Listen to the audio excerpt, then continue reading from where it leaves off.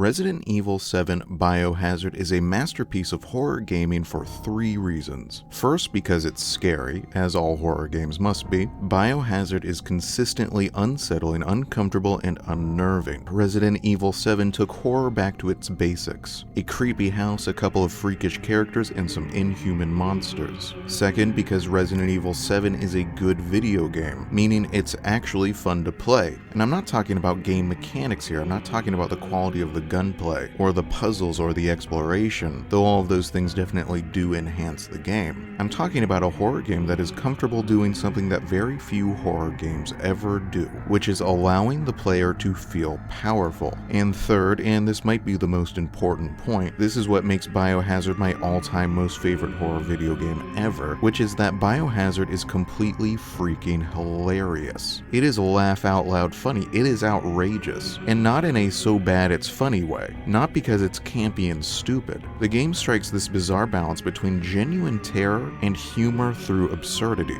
So let me explain. There's this moment in the prologue when you approach these dark stairs, and you hear this awful, rasping breathing noise, and you just know something terrible is down there. A horrifying figure emerges from the darkness, and it's your player character's wife, Mia, who has gone violently insane and is trying to kill you. It's really, really scary. There's nothing funny about it.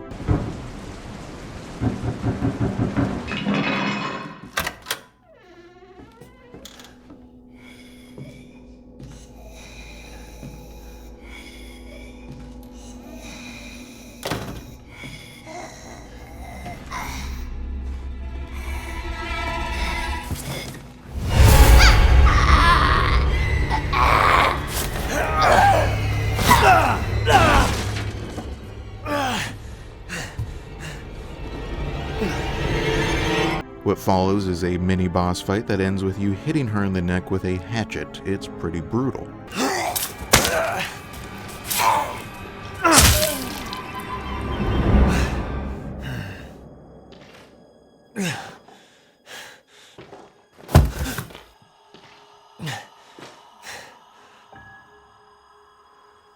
You explore around for a while, and then, oh my gosh, she pops out of this doorway.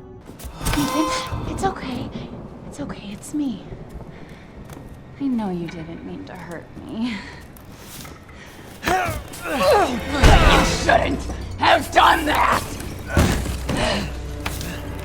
It fucking hurts! It's a really effective jump scare. You thought she was dead, and she is not, and she is upset. She pins your character's hand to the wall with a knife, and then she just sort of wanders off. I remember the first time I played this, watching her just sort of meander down the hall, and wondering, where the heck is she going? Did she leave a hot pocket in the microwave? Did she just forget about killing me? And the answer is no, she did not forget. Because when she comes back around that corner, she's carrying a freaking chainsaw.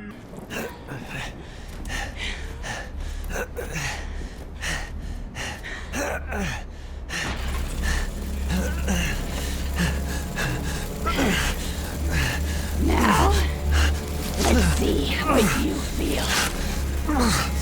Why? Where did she even get that from? This is hilarious to me because it's so absurd. It's so over the top and ridiculous. And at the same time, it's still really scary. The genuine humor of the situation doesn't spoil the terror. There's still a crazy lady coming at you with a freaking chainsaw, and you are still pinned to the wall with a knife through the hand. And it gets even worse when she fully saws off your hand. It's gruesome, it's grotesque, it's pure body horror. Or let's look a bit later in the game when you're being hunted by the father of the family, Jack. I could probably do an entire video just deep diving into what makes Jack Baker such a perfect horror villain. He is so gosh darn scary. He freely prowls around this house, muttering to himself and searching for you. The house is cramped and maze-like, so you're pretty much guaranteed to run into him. And every confrontation is dangerous and terrifying. There's this one moment where you're walking through the hallway and he just casually walks through the wall in front of you, shattering the entire wall with his bare face.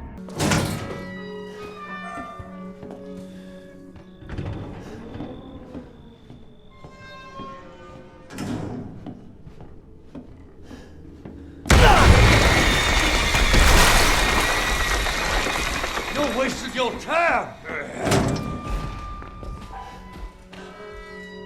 There's another moment where he grabs you from behind, cuts off your foot, then drops your foot on the floor on the other side of the room, and then taunts you while you crawl to reach it. You came to the wrong house, boy!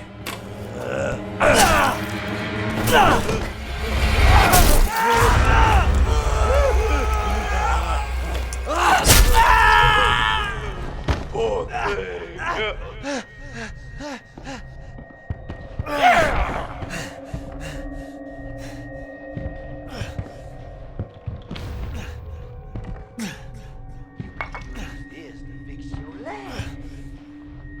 You can do it. Jack Baker is sadistic and cruel. He tortures your character for the fun of it. He is horrific. And he's also kind of hilarious, in the exact same way as that chainsaw encounter earlier. First, his voice lines as he chases you around. As you're fleeing in terror, he'll call out to you from behind. Things like, Woo! Feisty, ain't you? Groovy. I'm gonna get you. I'm gonna get you. What's that smell? Oh, it's me. I like you for what's on the inside. You know. The lines and his voice actor's delivery are genuinely really silly. Jack Baker is the rare horror villain who's really enjoying himself. But then there's this underlying tone of madness and violence underneath it that only makes him more frightening. It's a strange experience running in terror from an axe murderer, but also laughing your butt off because the axe murderer has a genuinely pretty good sense of humor about it all. Then there's this part where you're locked in the garage with him. There is nowhere to run, nowhere to hide. None of your weapons do any damage to him. He is an unstoppable juggernaut. He is going to decapitate you and there's nothing you can do to stop him. And then all of a sudden he jumps in this car, turns on the engine, and starts doing donuts in the middle of the garage while calling out, "Woohoo! You-how! Woohoo!"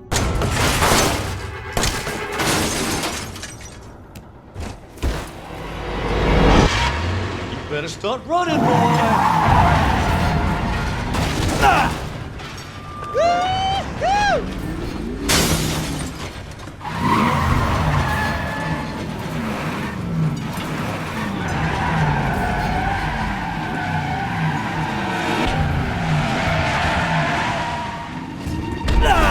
I do not have the words to adequately describe the utter shock I felt the first time I saw this. Like, how am I even supposed to react to this situation? What is happening? It's legitimately hilarious. It's ridiculous and absurd. But what makes Biohazard's blend of hilarity and horror so perfect is that the humor never spoils the terror. I tend to think of humor and horror as opposites. Laughter is the opposite of feeling afraid, and yet the humor of this moment doesn't make Jack Baker any less terrifying. He's still an unstoppable juggernaut. You're still locked in a small confined space with him. He's still going to kill you. It's just that now he's going to do it while popping wheelies in this sick-ass automobile. The scene only gets more horrific when Jack, still driving the car, slams headfirst into this steel beam, then gets up and keeps chasing you. Then explodes, lights on fire, and still keeps chasing you. Biohazard is this truly unique emotional experience in the horror genre. I don't think I've ever seen humor and horror mixed so intimately together before. You will never laugh more while literally pooping your pants in fear than you will while playing this game. There is very little humor in most pieces of horror media. Most writers and developers understandably believe that humor will spoil the horror. They think you won't feel afraid anymore if they make you laugh. Resident Evil 7 is permanent proof of the opposite. Your horror video game or movie or novel can be both scary and funny at the same time. The emotions of terror and hilarity are much closer to each other than most people realize. I think this might be untapped ground in the human psyche. Horror writers and creators should explore this connection more in their works. And I'd be curious to hear from anyone who watches this video if you can think of other examples of movies or video games that mix these two emotions in similar ways. Moving on, I want to backtrack to my second point, which was that Resident Evil 7 is a masterpiece of horror because it is a good video game. And it's a good video game because it allows the player to feel powerful. It's a rare thing in the horror genre because it's actually fun to play. I'll show you what I mean. There's this boss fight with Jack Baker. Once again, you're locked in a small confined space with him. Once again, there's no escape. Once again, he's going to kill you. But there's one big difference. This time, the game gives you a chainsaw. You get to have a completely bonkers oversized power tool battle with him. It's absurd and over the top and silly. And it's really fun. And also still really scary, because Jack Baker is really scary. But there's something else happening here too. There's a change in power happening. Up to this point in the game, your character has been essentially powerless. Your character has found some weapons, has killed some weird mold creatures, but compared to Jack Baker and the other monstrous members of his family, you are weak. There's nothing you can do to fight them until now, until the exact moment when your character picks up this chainsaw. Your character has gone from the one trapped and squirming as a crazed psychopath attacks you with a chainsaw to the one wielding the chainsaw. You have gone on a journey from powerless to powerful. By exploring, fighting, solving puzzles, you have built yourself up to this moment. This is a typical ending for a horror movie, when the main character finally turns the tables on whoever or whatever has been chasing them the whole movie, but for some reason very few horror video games seem to do this. Very few horror video games ever allow the player to feel powerful, and because of that, they're not as much fun to play as Biohazard. Most horror developers seem to suffer from the assumption that if they allow their players to ever feel powerful while playing their games, then the player won't be afraid anymore, that it won't be horror anymore. So they make sure to always make the player feel powerless, which can be stressful, frustrating, and ultimately exhausting. I'll give you an example: Amnesia Rebirth. Now, Amnesia Rebirth is one of my all-time favorite horror games. I love this game. I think it is a phenomenal horror experience. It seemed to me like fans of the Amnesia franchise were kind of down on this game, and I don't understand why, because I thought it was fantastic. However, Rebirth, and a lot of horror games like it, refuse to ever let the player feel powerful, and for that reason can become frustrating and exhausting to play. Rebirth is one of those horror games that strips the player of any ability to fight back. A lot of horror games do this. When you encounter a monster, all you can do is run away or hide, and that's really stressful and scary. The problem is, though, you can only be stressed out for so long before you become sort of numb to it, or even worse, frustrated and annoyed by it. Every time you solve a puzzle in Rebirth, every time you escape from a monster, every time you escape from a horrific environment, you are never ever rewarded for it. Nothing ever gets any better for you. You're just plunged straight into an even more horrific situation, into some labyrinth with even more monsters you have to run away from, into some even more horrific environment. And after a while, it feels frustrating. Like, why should I keep playing if the game is just gonna screw me over every time I make any progress? Instead of being rewarded for accomplishing goals, the game sort of punishes you by dropping you into an ever worse situation. The developers insist on not only making you feel powerless, but on making you feel more and more powerless by dropping you into even more stressful situations. I believe that a sense of powerlessness in a horror game is 1,000 times more effective if it is a spectrum. Make the player feel powerless, but if they put in the work, if they solve your puzzles, if they outwit your monsters, ease off. Release the pressure from the valve. Let them feel a little powerful, and that way, when you do finally take away their power, then the reversal results in even scarier situations. Resident Evil 7 is a masterpiece for how well it manages the player's sense of power. It's not like you pick up this chainsaw and then the game turns into an easy breezy walk in the park. It's not like the horror is lost forever.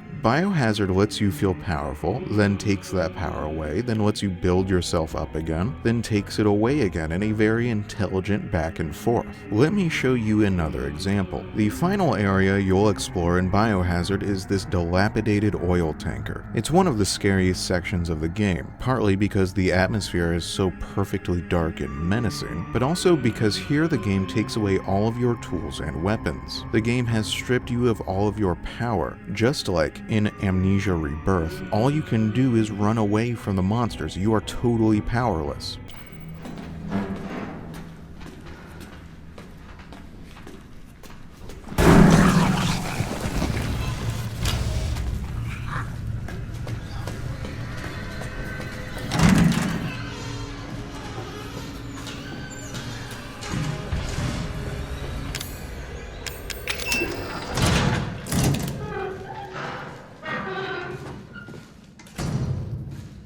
But if you keep playing, if you're brave enough to thoroughly explore the completely terrifying bowels of this ship, if you're able to sneak by or run away from all the monsters, if you're able to manage your inventory effectively, slowly you'll find new tools. Slowly you'll build up a new inventory of weapons, until by the end you become the unstoppable juggernaut, where before you had to run and hide from these monsters, now you're just blasting them away. You'll learn the layout of the ship, all its ins and outs, uncover all its secrets, become its master. In this ship, you go on a full journey from powerlessness to powerful, and it's perfect. It's both scary and ultimately fun and rewarding to play. I want to keep playing Resident Evil 7 in a way that I don't want to keep playing Amnesia Rebirth, because in Resident Evil 7, I know that if I stick with it, if I can get through the really terrifying parts, eventually there's going to be a part where the game gives me a chainsaw again, whereas Rebirth is only ever going to get worse. That's what I mean when I say, unlike a lot of other horror games, Resident Evil 7 is actually a good video game. It's a game I actually want to keep playing. And it's still scary. Let me return to my first point, which is simply that Biohazard is a masterpiece of horror because it's really, really scary. Before I say anything else about Biohazard, I want to talk a little bit about Resident Evil 8 Village. Village is a fantastic game. I had a total blast with it. Village also mixes horror and hilarity in similar ways to Biohazard. It also expertly balances feelings of being powerful and powerless for the player. However, I would not call Village a masterpiece of horror, because it's not that scary. Resident Evil 8 is this awesome, bombastic action experience where you're battling Lycans and vampires and cyborgs, and it's great, but I never found it very scary, except for once. And if you're at all familiar with Village, I guarantee you know which section of the game I'm about to discuss. This is House Beneviento. Here, all of that bombastic, over-the-top action dissolves. The game takes away all your weapons, and suddenly you're just trapped in the cramped and dark basement of a creepy house, and it's scarier than anything that came before it. The whole time I was playing this section, I felt this creeping, rising dread, like something terrible was about to happen, and the game perfectly fulfills that feeling of dread when this freaking crazy baby fetus monster shows up. House Beneviento is scary in a way that the rest of Village isn't, because it's quiet. It's scary because it's simple. And that's Biohazard. That's exactly what makes Biohazard so scary. Back at the start of this video, I said that Resident Evil 7 took horror back to its basics. A creepy house, a couple of freakish characters, and some inhuman monsters. That formula for horror is so perfect. It wouldn't matter how well Biohazard mixed the horror and the hilarity, or the powerful and the powerless. If it wasn't scary enough, it wouldn't be a masterpiece of horror. But it is scary, and that's because of its simplicity. You alone exploring a haunted house. I think it's important that so much really good horror takes place in such simple domestic settings. The best horror takes things that are familiar to us and makes them unfamiliar. Shows us the horror lying underneath the surface of spaces we think we're familiar with. Shows us how strange and terrible our seemingly ordinary world can be. Remember earlier in the video when I talked about this moment, when you look down these dark stairs and you can hear that terrible raspy breathing? This moment is scarier than almost anything in Resident Evil 8 or any other Resident Evil game, and it's so simple. The lights are off and there's something in the house with you and you don't know what it is. You can hear it, but you can't see it. Biohazard reduces horror to its most basic elements. A dark room is scary. A thump or creak in the night whose source you don't know is scary. A man chasing you down the hall is scary. Just the knowledge that you are not alone in this house. Somewhere in here, there is someone or something looking for you. That is scary. Something really small but effective about Biohazard's visual design is all the clutter and filth in this house. This house is a mess. I think horror is fundamentally the opposite of comfort. There's no such thing as being afraid when you're feeling comfortable. And I don't mean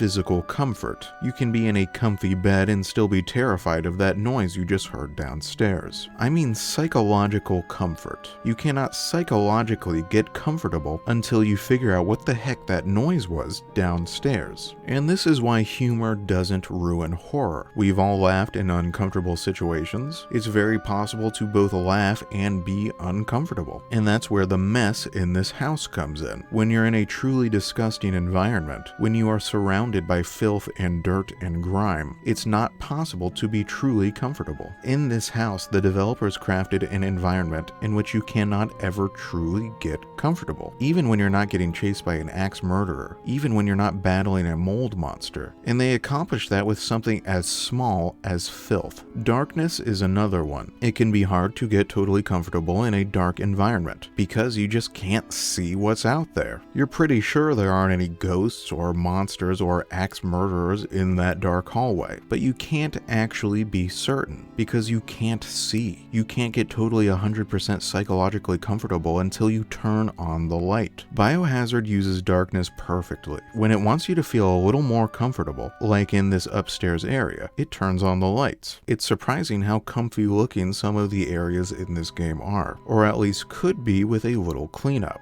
That's another lesson Biohazard could teach other horror games. Not every single space in your game has to look like literally hell on earth. A balance between horror and comfort is more effective, because the seesaw makes the horrific parts scarier by contrast. And when this game does want you to feel really scared, like down in this basement, or in this attic area, or in the bowels of this oil tanker, which are some of the scariest parts of the game, it drops you into total darkness. I know it sounds simple, but that's the point. Biohazard uses very simple techniques, like light and darkness, to craft a really frightening experience. Another little side note about comfort, and this applies to the entire Resident Evil franchise. The Resident Evil games have very little music. They tend to be pretty quiet. The one place where you'll always hear music though is inside their safe rooms. In Resident Evil, a safe room is a room the monsters can't enter. In here you can catch your breath, manage your inventory, and save your game. And there's always music playing, usually some kind of slow-paced, downbeat, relaxing music.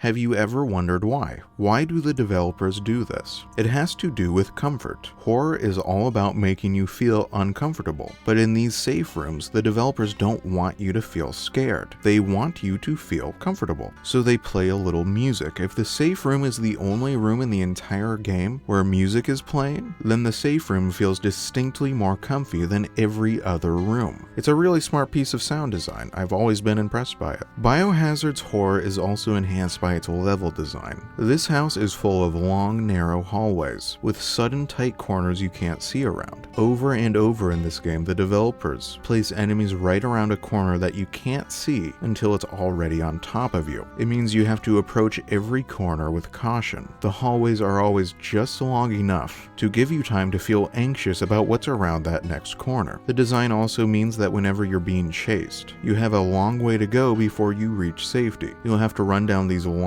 hallways with an enemy right on your heels and nowhere to escape to. This house's design is maze-like and strange. You'll find like 12 different living rooms and dens as you explore the place, some completely hidden inside secret passages. It all looks familiar, but it also doesn't make any sense. Like, what psychopath would design a home this way? When you're running through this house, it can feel a bit like you're running through some kind of bizarro funhouse mirror reflection of how a house should be arranged. Something else that's really effective in Biohazard is its enemy design. Most enemies in the game are these mold creatures called the Molded, humans who have been consumed by a kind of sentient mutant black mold. I find these Molded far more unsettling than the zombies in most other Resident Evil games. There's something alien and inhuman about them, like their faces, which look like giant gaping black mouths full of razor-sharp teeth, or the way they move. Their movements are wobbly, viscous, and liquid-like. There's something non-solid about them. They move in ways that shouldn't be possible for a human being. They also tend to move really slowly at first, then suddenly jump forward. It makes me panic almost every time it happens. Next, notice their size. They are freaking huge. They are way bigger than the player character. They are physically imposing. Imagine how much less scary they would be if they were regular sized or smaller. They're also really quiet. They never scream or roar. The only noise they ever make is this quiet gurgling sound as they slowly shamble towards you. They're really good at sneaking up behind you or hiding around a corner, which is aided by the game's level design, those long hallways and tight corners. Resident Evil 7 is scary in all these small, simple ways. It's so expertly crafted. It should serve as a lesson for all horror developers everywhere, including the developers of all future Resident Evil games. When you're developing a horror game and you have the choice between going big or going small, a lot of times you should go small. It's the difference between terror and dread. Terror is loud, in your face. Terror is jump scares. Dread is that slowly building anxiety that something very bad is about to happen. It's the subtle things that scare the most. And yet, Biohazard is better at going loud than almost any other horror game, because it earns those moments. When you pick up that chainsaw during the face-off with Jack Baker, that's not just one more in a long series of cool action movie moments. That's the payoff of hours of trembling and sneaking through this freak show Bayou Manor. Hours of feeling powerless and afraid. It's the combination of the two that makes Resident Evil 7 a masterpiece of horror. The expertly balanced combination of subtlety and bombast, horror and hilarity, dread and terror.